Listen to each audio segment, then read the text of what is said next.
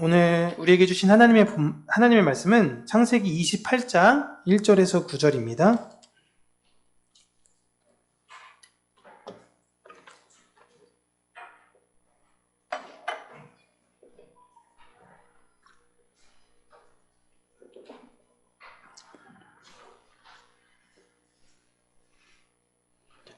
함께 읽도록 하겠습니다. 이삭이 야곱을 불러 그에게 축복하고 또 당부하여 이르되 너는 가나안 사람의 딸들 중에서 아내를 맞이하지 말고 일어나 밧단 아람으로 가서 내 외조부 부두엘의 집에 이르러 거기서 내 외삼촌 라반의 딸 중에서 아내를 맞이하라. 하나님이 내게 복을 주시어 내가 생육하고 번성하게 하여 이루게 하시고 아브라함에게 허락하신 복을 내게 주시되 너와 함께 내 자손에게도 하나님이 아브라함에게 주신 땅 곧 내가 거류하는 땅을 내가 차지하게 하시기를 원하노라.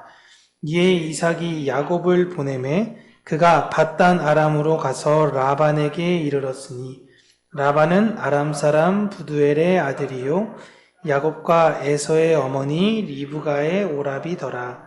에서가 본즉 이삭이 야곱에게 축복하고 그를 밧단 아람으로 보내어 거기서 아내를 맞이하게 하였고 또 그에게 축복하고 명하기를 너는 가나안 사람의 딸들 중에서 아내를 맞이하지 말라 하였고 또 야곱이 부모의 명을 따라 밧단 아람으로 갔으며 에서가 또 본즉 가나안 사람의 딸들이 그의 아버지 이삭을 기쁘게 하지 못하는지라. 이에 에서가 이스마엘에게 가서 그 본처들 외에 아브라함의 아들 이스마엘의 딸이요 느바요의 누이인 마알랏을 아내로 맞이하였더라. 아멘. 오늘은 사람의 계획과 하나님의 계획이라는 제목으로 하나님의 말씀을 우리 사랑하는 성도님들과 나누도록 하겠습니다. 우리 지난주 창세기 27장 전체를 우리가 한번 살펴보면서요. 리브가가 이삭을 속여서 야곱이 장자의 권리, 언약의 씨를 낳는 권리를 가지게 했었다라고 말씀을 드렸죠. 리브가가 그런 일을 한 이유는 에서의 아내들이 이방인으로서 언약의 씨를 낳는 것, 하나님의 말씀대로 사는 것에는 관심이 없었기 때문이었다라고 그 이유를 말씀드렸습니다. 그러니까 리브가가 그렇게 이삭을 속여가지고 넣었던 이유는 하나님의 언약을 지키기 위한 행위였던 거죠. 그런데 이 후계 문제가 좀 이렇게 진행되다 보면 나쁘지 않게 잘 마무리가 될 거다라고 생각을 했었던 것 같아요. 왜냐하면 에서는 가진 것도 많고 야곱은 가진 게 없으니까 이거 야곱이 가져도 에서는 충분히 더 잘 살 수 있을 거라고 예측을 했었는데 마무리가 너무 좋게 되지 않았죠. 그래서 에서가 야곱을 죽이려고 하는 것까지 이제 리브가가 듣게 되자 이제 부랴부랴 다른 계획을 이제 꾸밉니다. 그래서 언약의 씨를 계속적으로 리브가는 살려야겠다라는 그 마음으로 야곱을 밧단 아람이라는 곳으로 보낸다고 하는데 이 지역이 바로 여러분 하란입니다. 하란. 쉽게 얘기하면 하란은 지금으로 따졌을 땐 도시명이라고 생각하고 밧단 아람이라고 생각하면 지역명이라고 생각하시면 돼요. 경기도 수원 이렇게 생각하시면 됩니다. 지금 머물고 있는 곳은 수원이지만 너 경기도로 가, 경상도로 가, 전라도로 가 이렇게 이야기하고 있는 거예요. 그래서 야곱이 경상도로 갔더라, 야곱이 전라도로 갔더라 라고 그렇게 이해하시면 될 것 같습니다. 그런데 명분이 없이 그냥 그곳으로 보내게 되면 일종의 면피로 피신시키는 곳으로 보일 수 있으니까 결혼을 이유로 하란 지역에 있는 라반에게로 보내는 겁니다. 근데 여러분 이게 되게 이상한 거예요. 지금 집안의 공식적 장자는 누구죠? 공식적 장자는? 아니죠. 공식적 장자는요. 에? 야곱이죠. 축복했잖아요. 27장에. 장자의 권이 넘어갔어요. 이제 그 집안의 어른은 누구냐면 야곱이에요. 물론 아버지가 살아계시지만 실질적으로 그 모든 것들에 대해서 왕이 물러가고 세자가 이제 왕이 되어서 그 아버지는 이제 뒤로 물러나가지고 일단 뭐 뒷방노인은 아니지만 어쨌든 모든 왕으로서의 권위는 이제 세자가 왕위가 즉위하면서 다 이제 물려받게 된 겁니다. 지금 그 상황이에요. 실질적 공식적 장자는 누구냐면 이제 야곱이에요, 여러분. 공식적 장자. 근데 실질적 장자는 사람들이 생각할 때 머릿속에 장자는 아직 에서였던 거죠. 근데 야곱이 공식 후계자입니다. 그런데 지금 공식 후계자가 단독으로 그 먼 지역까지 가게 된 거예요. 그것도 여러분 어떤 한 3분의 1 종들 데리고 가는 게 아니라 단신으로 보냅니다. 너 혼자 갔다 오라는 거예요.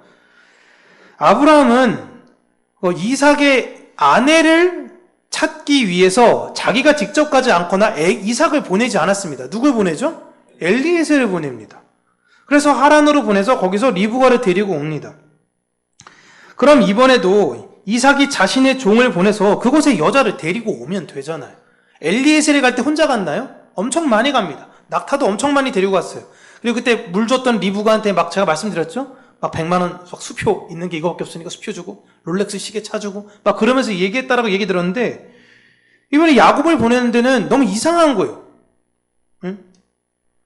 그러니까 이삭과 리브가의 마음이 이런 후계자를 보낼 수밖에 없는 상황. 이게 사실 되게 궁색하게 보이는 거죠. 진짜 거기서 그렇게 만났으면 좋겠다라는 마음도 있지만 먼저 이 부모의 마음은 내 아들이 안 죽었으면 하는 마음으로 보낼 수밖에 없었던 거예요. 그러니까 되게 이게 에서가 볼 때도 이상한 겁니다. 집안의 언약의 자손을 낳을 후계자가 그 먼 바단 아람인 하란까지 가야 돼요. 그 거리가 여러분 900km입니다. 900km. 사람이 걸어서 부산까지 왕복해서 갔다 오라는 거예요. 거기까지 그리고 사람이 많이 가냐? 혼자 가야 돼요. 우리나라로 따지면 가다 호랑이 만나면 어떡해요? 그죠? 이때는 사자 만나면 어떡합니까? 강도를 만날 수도 있고요. 여러 가지 위험들이 도사리고 있습니다. 그럼에도 불구하고 리브가는요. 하나님께서 야곱을 통해 언약의 씨를 이어갈 거라는 것을 확신했어요. 불안은 해요, 여러분. 이게 믿음이라는 게 내 불안과 내 불안에 다 사라져버린다는 것이 아니에요. 내 안에 불안함은 있지만 하나님의 신뢰로선 내가 의지를 표명할 때가 있습니다. 하나님은 분명히 언약의 씨를 야곱을 통해서 이어가게 하실 거다라는 거예요. 오히려 근데 여기 있으면 에서에게 살해당할 가능성이 훨씬 더 큰 거예요. 그리고 이삭은 야곱을 축복하고 어머니의 오빠였던 라반의 딸과 결혼을 하라라고 이야기를 하는데 리브가는 여러분 하란에서 이삭에게로 오기 전에 자신의 오빠였던 라반이 결혼을 해서 딸이 있다라는 것을 이미 알았습니다. 근데 이거 사실 제 개인적인 해석이에요. 수많은 제가 성경 주석을, 이 창세기 관련된 걸 한 수십 편을 제가 봤는데 이런 해석을 하신 분들은 사실은 없더라고요. 이게 제 개인적인 해석이긴 한데 만약에 갔는데 야곱이 갔어요. 야, 너 가서 라반의 딸들이랑 결혼해 갔는데 다 아들이야. 어떡하지 이거? 나 혼자 갔는데? 리브가는 여러분 딸이 있다라는 것을 분명히 알았어요. 자신이 떠나오기 전에 아주 갓난하게 태어난 조카를 봤던 거예요. 그 조카가 누구죠? 레아입니다. 레아를 봤어요. 리브가는 야곱이 그 딸인 이 딸이 잘 커서 야곱과 결혼하기를 바라는 마음으로 지금 야곱을 보내는 거예요. 여기에서 야곱이 보시면 자기 뜻대로 된 것은 아무것도 없어요. 장자의 권리를 받고 싶었지만 이런 식으로 받고 싶지도 않았고 억지로 들어갔다가 형이 이제 나 죽인다라는 이야기 들으니까 어쩔 수 없이 도망가는데 아는 사람이 주변에 없으니까 저기 900km나 떨어진 그곳까지도 가야 되는 거예요. 다 지금 이 과정 보시면 여러분 누구의 뜻대로 되고 있는 거예요? 어머니 뜻대로 되고 있는 거예요. 엄마의 뜻대로. 야곱은 장자권만 받으면 다 만사 오케이일 줄 알았어요. 아무런 계획이 없었어요. 난 그냥 장자의 권리만 갖고 싶어요. 이게 일이 이렇게 커질 줄 몰랐어요. 라는 거예요. 근데 세상 사람들이 여러분 이런 류의 사람을 만나면요. 사실 되게 답답해 합니다. 여러분 주변에도 이러시면 드세요. 만약에 부모들이 자식을 볼 때 이제 물어보긴 하겠죠. 야, 너 원하는 게 뭐야? 저 이런 사람이 되고 싶어요. 그래? 그러면 어떻게 할 건데? 구체적으로 네 계획을 얘기해봐. 모르겠는데요. 그냥 그렇게 되고 싶어요. 그러면 답답해요, 사실. 여러분 친구 중에서도 그런 사람 있지 않습니까? 때로는 약간 다른 비유긴 하지만 막연해. 야, 너 코인 왜 해? 글쎄, 난 대박 날 것 같아. 막 이러면서 한때 작년 동안 여러분 우리 형민 형제나 병무 형제 또래 중에서는요, 코인 하라는 사람, 야, 너 왜 코인도 안 하고 뭐 하냐? 다 이런 사람들 진짜 많았어요. 지금 다 그들이 어디 갔죠? 다 그냥 말도 못해요, 지금. 말도 못해. 이런 얘기 나오면 사실 되게 답답할 겁니다. 너 어떻게 살 거야? 장자의 권리 받은 다음에 너 그 다음에 어떻게 살 거야? 어떤 여자 만날 거야? 모르겠어요. 그럼 어떤 계획으로 이 사람들 다 먹여 살릴 거야? 네가 장자가 될 건데. 모르겠어요. 그냥 전 장자의 권리가 되고 싶어요. 그러면 진짜 내가 아빠라도 안 주고 싶죠. 그런 아들한테. 애서 너 어떻게 할 거야? 저는요, 이렇게 되면 탁탁탁 이렇게 하고 저쪽 사람들과 딱 외교를 맺어서 더 가문을 넓히고 이러면 아빠 입장에서 보면요, 듬직해요. 그렇지. 잘하는구나. 걔한테 몰빵해주고 싶어요. 걔가 누군가요? 걔가 에서예요. 에서는 계획도 다 있고요. 능력도 있고요 했어요. 반면 야곱은 참 답답합니다. 그리고 에서는 야곱이 이 지역에 있는 여자들과 혼인을 하지 않고, 에서는 지금 야곱이 지금 자신이 있는 가나안 지역에 있는 여자들이랑 혼인을 하지 않고 하란으로 신부를 직접 고르기 위해서 간다라는 이야기를 이제 또한 듣게 되죠. 그러니까 자꾸 자기도 생각이 들었던 거예요. 내가 내 멋대로 산 것이 아니었나? 이렇게 생각을 하게 되면서 여기까지의 깨달음은 참 좋았습니다. 그런데 그 뒤에 오늘 9절에 보시면 에서는 그 뒤로도 또 자신의 방식대로 해요. 이게 여러분 좋다 나쁘다 이걸 떠나서 이 세상은요, 이 방식이 좋고 합리적이고 이렇게 가는 게 맞아요. 이걸 아무도 뭐라고 안 해요. 그런데 이걸 성경에서는 사람의 계획이요 방법이다라고 이야기하는 것입니다. 이게 참 사람 괴로운 거예요. 이게 맞는 것 같은데.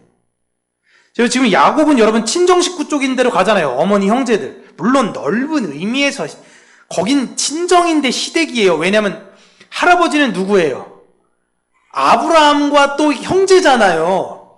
근데 이게 또 어머니 가족이다 보니까 이게 좀 족보가 그런데 시댁이면서 친정인 이런 집인데 더 가까운 의미로 어머니 형제다 보니까 친정이죠. 야곱이 친정으로 지금 가고 있으니까 에서는 이 머리를 써서요, 아브라함의 아들이었던 이스마엘을 찾아가는 겁니다. 우리 부모님이 원하는 게 언약의 씨. 그러면 우리 할아버지와 그 관계된 분과 혼인을 하면 나는 언약의 씨를 맺을 수 있을 거다라고 생각을 했던 거예요. 그때 이스마엘은 그 지역에서 잘 나가는 집안이었습니다. 12두령, 12아들이 그 남반부 지역을 잘 유지하면서 있었던 잘 나가는 집안이었어요. 그래서 그 선택이 부모님의 기쁨이 될 거다라고 생각을 했습니다. 에서는 자꾸만 보시면 자신과 급이 맞는 사람들만 찾으려고 만나는 거예요. 야, 내가 이런 사람들이랑 어떻게 최소한 경제력, 지력, 그런 집안에 갖고 있는 그런 것들이 이 정도는 돼야지. 이런 사람들만 찾고 있는 거예요. 이 교만에서 에서는 벗어날 수가 없어요. 왜냐하면 자신이 뛰어난 사람이기 때문에 그래요. 이게 지식을 가진 사람들의 아주 큰 함정이에요. 그래서 하나님께서 고린도 교회 바울을 통해서 말씀하신 게 뭐냐면, 하나님이 미련한 우리들을 불렀습니다. 우리 가진 것도 없고 우리는 미련해서 하나님을 의지할 수밖에 없는 우리를 부른 것입니다. 세상 잘 나간 사람들은요, 그러지 않아요. 내 급. 여러분 무슨 진짜 우리나라 지금 재벌가의 마다들이 진짜 아주 그냥 막 가난해 그런 사람과 결혼한 케이스는 없어요. 최소 연예인, 아주 유명한 아나운서 이 정도나 돼야지. 사실 그 사람들이 그 안에 결혼을 해도 그 집안에서 잘 못 섞이는 경우도 진짜 많이 있죠. 내가 이렇게 대단한 사람이라고 생각하는 것 자체가 여러분, 이 뛰어나다라는 것이 다 복이 아닌 것입니다. 이게 때로는 되게 위험할 수 있는 거예요. 끝까지 자기 교만에 휩싸였다가 하나님에 대해서는 제대로 알지도 못하고 가는 사람들이 부지기수로 많아요. 에서는 모든 것을 자신 방식대로 했어야 했고 그렇게 했어야만 자기 속이 후련했던 사람입니다. 아무도 믿지 못하는 거죠. 이걸 내 방식이 맞아. 내 방식이. 내가 이렇게 해서 지금 이렇게 일구었는데, 내가 이렇게 해서 됐는데 내 방식이 맞아. 남들의 이야기보다도 내 방식이 맞다라고 생각했던 사람이에요. 실제로도 이 사람이 했던 일들은 다 잘 됐어요. 이게 문제인 거예요. 좀 안 돼야 되는데 내가 했던 대로 잘 되니까 내 생각이 이제 고착화되는 거예요. 아, 이렇게 하니까 되는구나. 하나님이 나한테 복을 주는구나. 라고 하나님이 완전히 착각하게 만드신다라는 겁니다. 슬프죠, 진짜. 그렇게 야곱은 어쩔 수 없이 이제 하란으로 떠나게 됩니다. 지금 여러분 야곱을 보시면요, 야곱이 약속의 땅을 떠나게 돼요. 약속의 땅, 하나님께서 여러분 아브라함에게 약속으로 주신 땅의 경계가 어디면요, 보시면 제가 여기 파란 줄로 이렇게 두 개를 이렇게 걷는데, 보시면 창세기 15장 18절에 하나님께서 아브라함에게 주시기로 했던 그 약속의 땅의 경계가 나옵니다. 같이 읽어볼게요. 시작. 그날에 여호와께서 아브라함과 더불어 강에서부터 그 큰 강 유브라데까지 내 자손에게 주노니. 아멘. 지금 어디 땅을 주신다고 하셨죠? 유프라테스. 제가 이제 유프라테스를 일단 직선으로 걷는데, 여기가 유프라테스고 이쪽 위로는 티그리스 강이 흘러요. 유프라테스 강 밑쪽과 이쪽에 애굽의 강 위쪽, 여기를 지금 아브라함에게 주시기로, 그 자손에게 주시기로 하나님께서 약속하셨습니다. 밧단 아람이 어디냐? 이 유프라테스 강 건너예요. 하란을 했던 이 지역을 밧단 아람 지역이라고 이야기합니다. 그리고 애굽의 이 경계는 어디냐면 사실 홍해죠. 홍해를 경고입니다. 이 강을 건너서 누가 왔죠? 아브라함이 오게 됐죠. 그죠? 아브라함이 유프라테스 강을 건너면서 세례를 받고 하나님의 약속의 땅으로 들어간 거예요. 자, 언약을 받고 세례를 받고 그 땅으로 들어갔듯이 그 후에 이 야곱의 자손이 이 애굽으로 내려갔다가 다시 하나님의 때에 올라가게 되죠. 그때 어떤 강이라고 하긴 좀 그렇지만 무엇을 통과해서 가나안 지역으로 가냐면 홍해를 지나서 갑니다. 그리고 첫 번째 세대가 다 죽고 나서는 나중엔 여기서 또 들어갈 때 헤브론 이쪽 경계에 들어가게 때 요단강을 건너서 또 언약의 자손이 가나안 땅을 들어가게 되죠. 지금 보시면 야곱은 이렇게 건너가야 될 것 같은데 오히려 약속의 땅에서 이방의 땅으로 넘어가고 있는 거예요. 그죠? 그런데 왜 가게 되냐면, 여러분 야곱이 이 땅으로 왜 넘어가죠? 왜 이방 땅으로 가죠 지금? 신부를 만나러 가는 거예요. 신부를. 물론 자기 살려고 하는 것도 있지만 목적 자체는 신부를 맞이하려고 이방의 땅으로 넘어가는 겁니다. 여러분 야곱의 이 모습이 그냥 우연적으로 막 그냥 어쩌다 보니까 일이 이렇게 커져가지고 하는 수 없이 그냥 어쩔 수 없이 여기 부엘세바부터 여기까지 그냥 계속 도망가고 이런 걸 이야기하려고 하는 것이 아니라, 언약을 가지고 이 땅에 오셔서 우리를 신부 삼으신 예수님을 지금 야곱이 예표하고 있는 거예요. 그리고 야곱의 삶을 보시면요, 지겹습니다. 그냥 이곳저곳에서 너무 힘들게 살아요. 이 삶을 누구로 묘사되냐면 성령님에 의해서 살게 되는 교회를 야곱이 또한 보여주고 있어요. 여러분 야곱의 삶을 보면요, 자기 뜻대로 되는 게 없어요. 좀 살만하다 싶으면 아들들이 사고쳐. 야, 너네 때문에 또 살다 죽게 생겼다. 그러니까 여기 갔다가 저기 갔다가 형 속였다가 만났다 다시 내려가는데 형이 또 군사 400명 끌고 오네. 난 이제 죽었구나. 어떡하네. 계속 이런 삶을 살아요. 자기 뜻대로 되는 게 하나도 없어요. 여기 있다가 보니까 또 아들이 죽었대. 알고 보니까 형들이 팔아넘겼는데. 그러니까 너무 불쌍한 삶을 살았어요. 근데 이 삶이 누구를 예표하는 거냐면 바로 인생의 고난을 겪어가며 사는 우리 교회를 이야기하고 있는 것입니다. 여러분 야곱은 어떤 자신이 분명한 계획, 뜻 이런 걸 가지고 하란으로 가는 것이 아닙니다. 형한테 안 맞아 죽으려고 간 거예요. 그러나 이 모든 상황이 우리가 볼 때는 답답해 보이고 이런 참 무게 같아 보이는 이 상황이 여러분 하나님의 인도하심이라는 것입니다. 우린 이제 볼 수 있죠. 시간이 지나고 나니 하나님이 이렇게 인도하셨구나라는 걸 우리는 알게 되는 것입니다. 그러니 내가 지금 내 미래를 볼 때 너 어떻게 판단할 거냐라고 성경은 우리에게 질문하고 있는 거예요. 자, 하나님의 뜻대로 사는 사람들이 어떻게 살았고 내 계획대로 사는 사람이 어떻게 살았는지 성경을 통해서 봐라. 그럼에도 불구하고 인간은 끊임없이 누구의 방법으로 살려고 해요? 에서의 방법으로 살려고 해요. 안타까운 거죠. 성령께서 우리 안에 치시는 겁니다. 너의 생각을 내려놓아야 된다. 하나님이 너를 통해서 인도하시는 그 길을 따라서 가야 된다. 그리고 불안해하지 마라. 불안해하지 마. 내가 너와 함께 할 거야. 내가 너를 지킬 거야. 야곱을 지켰듯이 이 모든 신실한 과정으로 지켰듯이 내가 너를 지킬 거다. 그건 믿고 살아라 라는 것입니다. 야곱의 인생을 이제 우리가 살펴볼 텐데 끊임없이 불안해해요. 불안과 불안의 연속이에요. 진짜. 이런 내용을 야곱뿐만이 아니라 성경이 우리에게 반복해서 계속 말씀하신 이유가 하나님의 백성의 삶은 그 장자권만 바라보고 살면 된다라는 걸 말해주려는 거예요. 그러니까 세상에서 볼 땐 바보같이 살라는 거예요. 하늘 소망만 바라보는 바보처럼 살라라는 것입니다. 이게 내 자신에게 적용해도 안 돼요, 여러분. 진짜 안 돼요. 내가 볼 때도 계획 없이 살면 내가 나를 답답해 여기거든요. 예?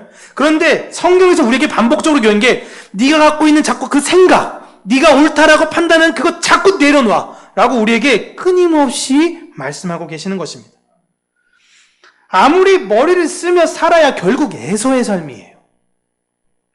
그렇게 되는 대로 그렇다고 했지 제가 그렇다고 해서 할렐루야 난 이제부터 마음대로 그냥 그냥 졸리면 자고 그냥 배고프면 먹고 아무데나 싸고 그냥 막 이렇게 되는 대로 살란다. 이런 이야기 하는 것이 여러분 절대 아니에요.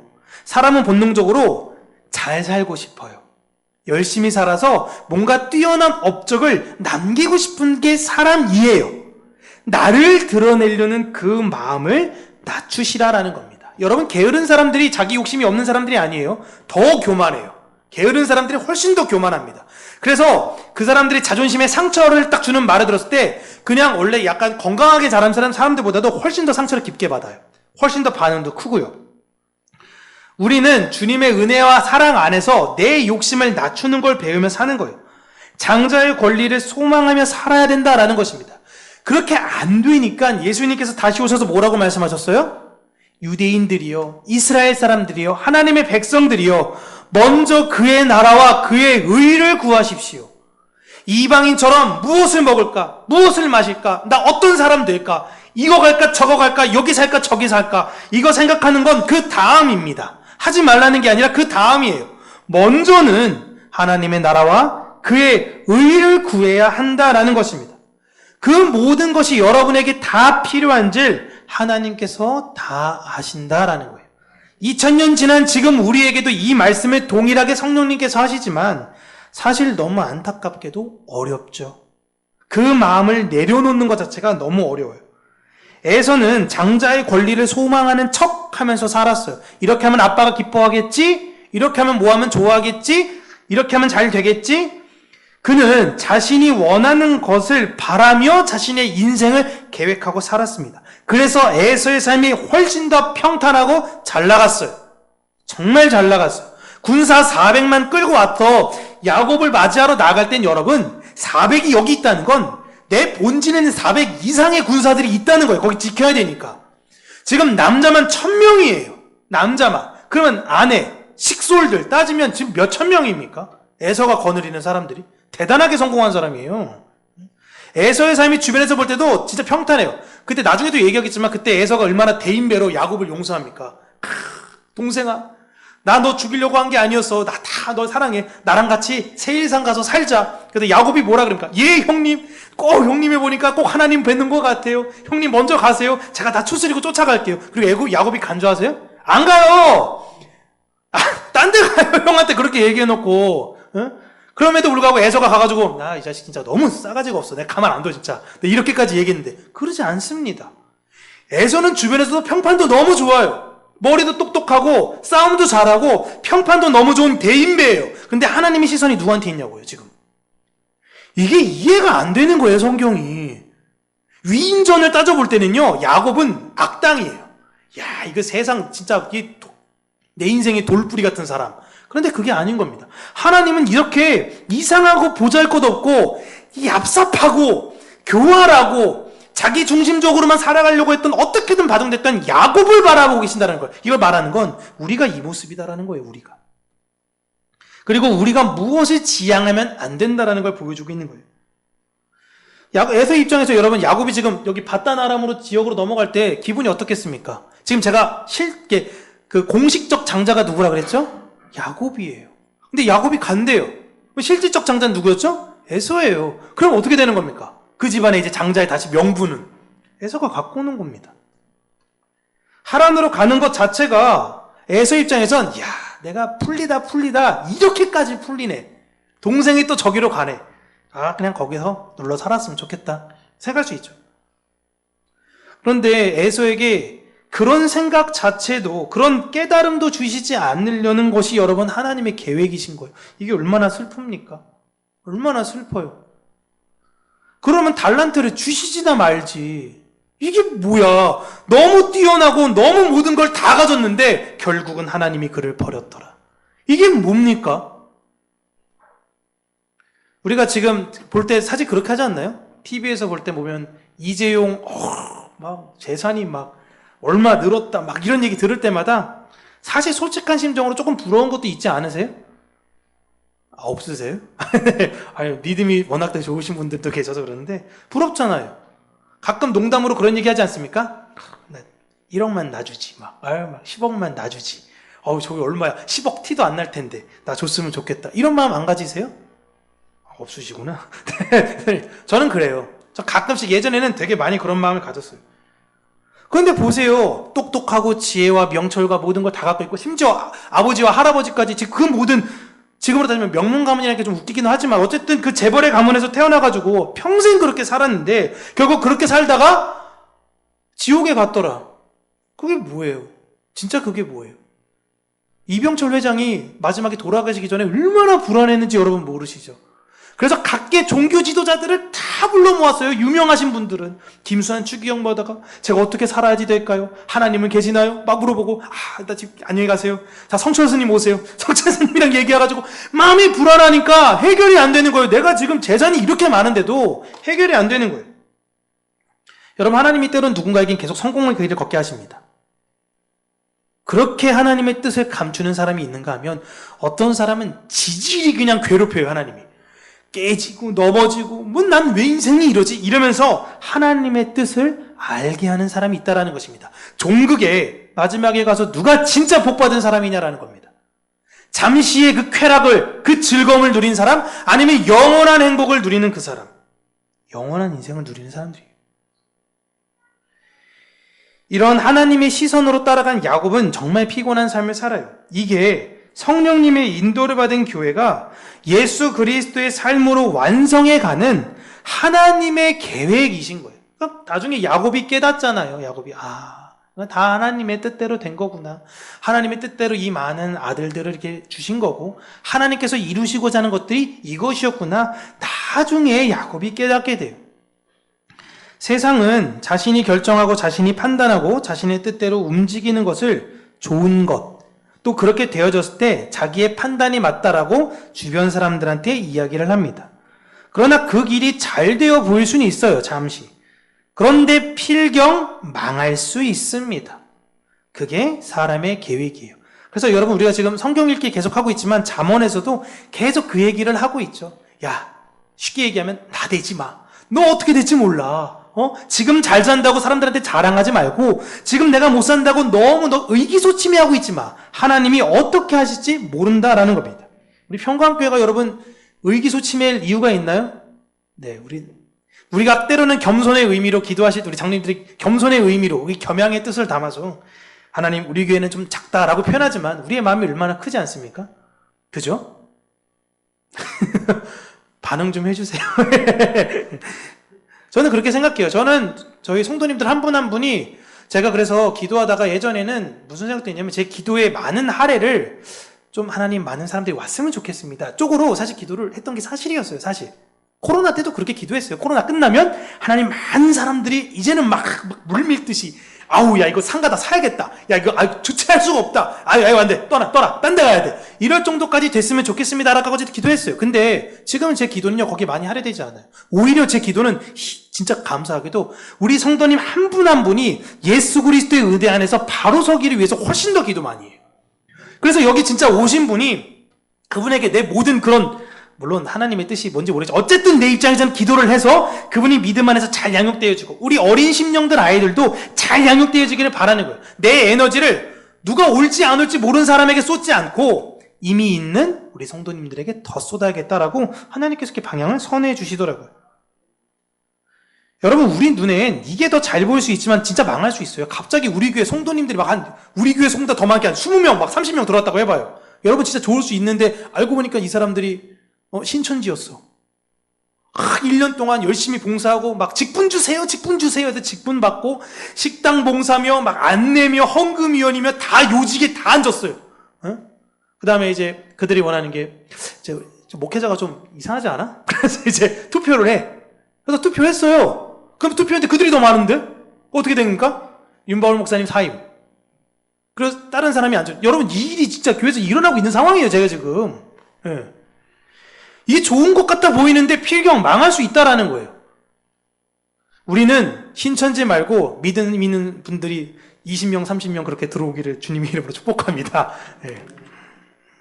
오히려 내 뜻대로 안 되고 뭐가 힘들고 이런 삶이 그 과정에서 하나님을 의지하는 걸 내가 만약에 배웠다면, 아, 하나님, 또 제가 제 생각만 바라보며 살았네요.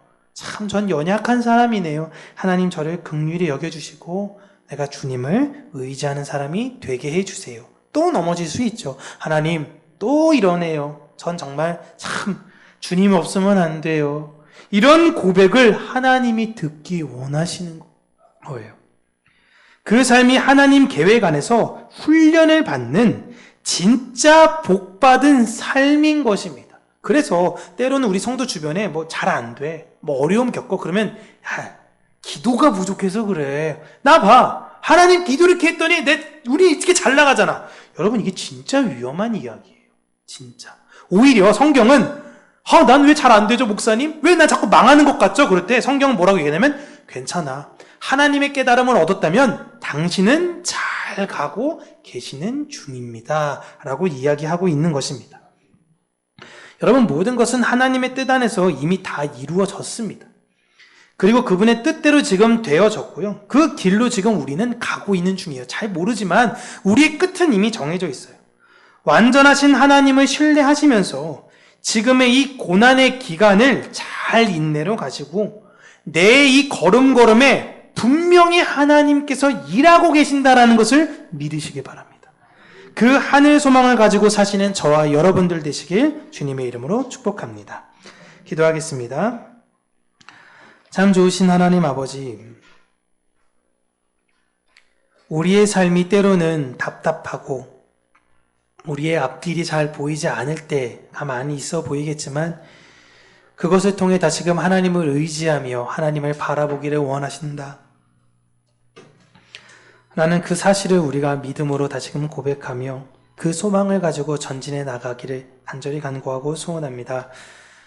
하나님, 우리 평강교회가 하나님의 복이 넘치는 교회가 되게 하시고 하나님의 사랑이 넘치는 교회가 되게 하여 주시고 참된 위로가 말씀 안에서 녹아드는 교회가 되게 하여 주시기를 간절히 간구하고 소원합니다.